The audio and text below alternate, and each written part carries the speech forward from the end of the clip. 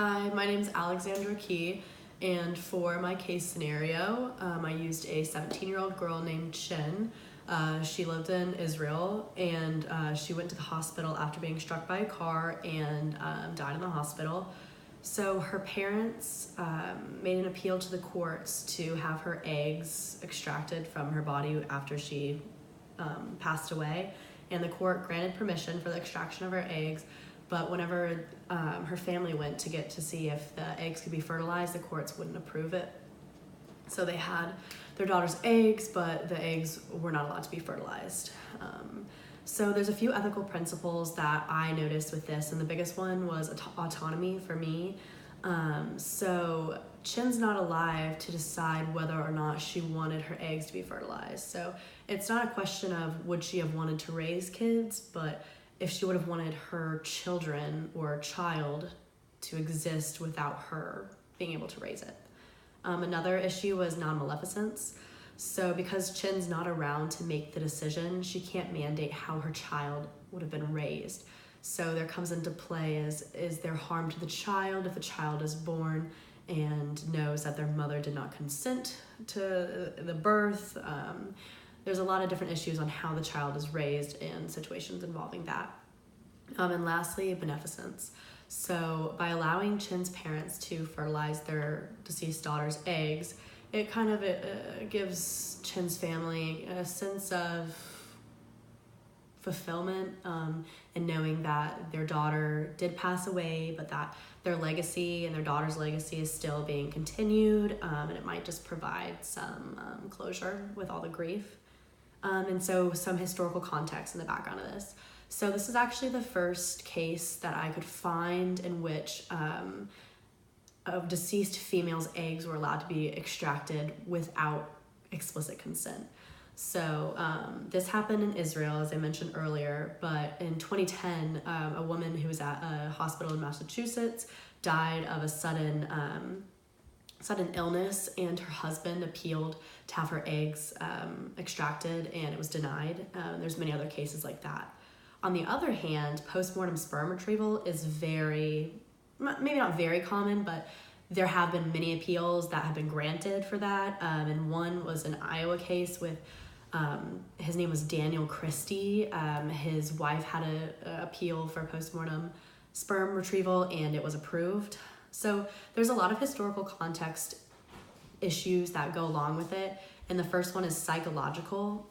This includes the grieving process of losing the daughter with Chin's family, the stresses of raising a child, and then, like I mentioned before, a child knowing that they were created without the mother's permission. Some biological issues, obviously, freezing the eggs. Eggs can only last for a certain time being freezed.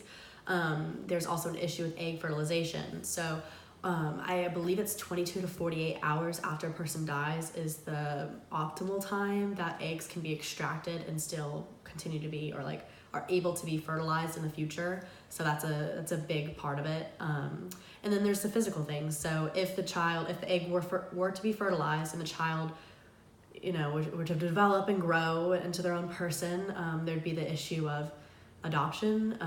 Would Chin's family take over? And you have to consider, do the either adopted family or Chin's families have enough capital and means necessary to raise a child? And some key stakeholders in this whole issue, Chin's family, the unborn child or the unfertilized egg, the sperm donor, if the egg were to be fertilized, Israeli court system. It's a huge thing. A lot of people don't understand why they would grant the extraction and then not grant fertilization, because what's the use of having your deceased child's eggs without fertilization? Some other stakeholders are donor organizations and couples seeking egg and sperm donors. So this is big because there's a lot of controversy with should people have the right, they take other organs. If a person dies and they're an organ donor, should they have the right to take egg and sperm from deceased individuals and organ donors? So there's a few legal concepts with this. So first is the Uniform Anatomical Gift Act. So this is a big overarching legislation that governs a lot of organ donation, and it's really ambiguous with post-mortem sperm and egg fertilization, and I think it definitely needs to be more definitive. There's, again, the matter of Daniel Christie and Nicolau Evans is also another one. Those are both cases in which post-mortem sperm collection was granted.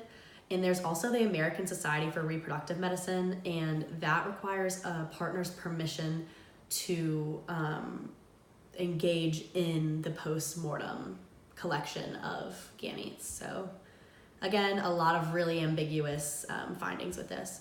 So with all this considered, I came up with 2 alternative resolutions. The first is to allow Chin's family to fertilize the egg and either raise the child or give the child up for adoption.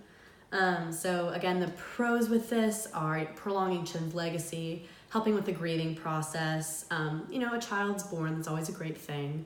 And then it would give precedence for more sperm and more post-mortem sperm and egg donors in the future. Some cons, the major one, the really big one, is that a child would be born against, or maybe not against, but without Chin's consent.